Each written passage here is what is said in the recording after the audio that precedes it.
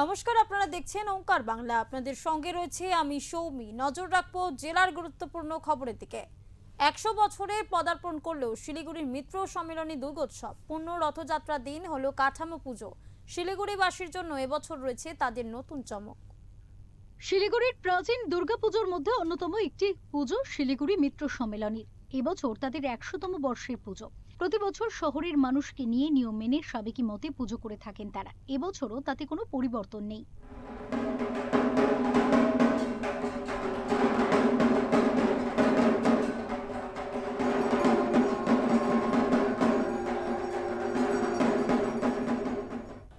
শহর শিলিগুড়িতে আক্ষরিক অর্থে প্রথম 100 বছরের আজকে কাঠামো পুজো দিয়ে শুভারম্ভ হচ্ছে মিত্র সম্মেলনী দুর্গা পুজো।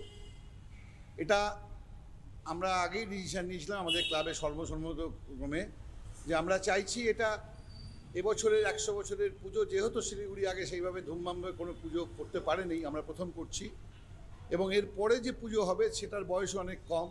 তাই শহর শিলিগুড়ির প্রত্যেকটা মানুষকে আমরা মিত্র সম্মেলনী 100 বছরের পুজোতে সামিল হতে অনুরোধ করছি।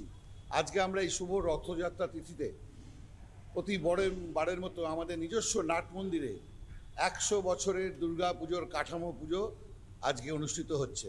একদিকে যখন থিমের ঝলকানি, সে সময় দাঁড়িয়েও শহরের মানুষকে সাবেকিয়ানায় উপহার দিয়ে আসছে মিত্র সম্মেলনী। এবছরও তারা শহরের মানুষকে সাবেকি সাজে মায়ের মূর্তি এবং সেকালে শিলিগুড়ি উপহার দিতে চলেছে। মূর্তির সাজ আনা হচ্ছে মেদিনীপুর থেকে। সেই সাজে শহরের মানুষ প্রথম মায়ের এই ধরনের মূর্তি দেখতে পাবেন।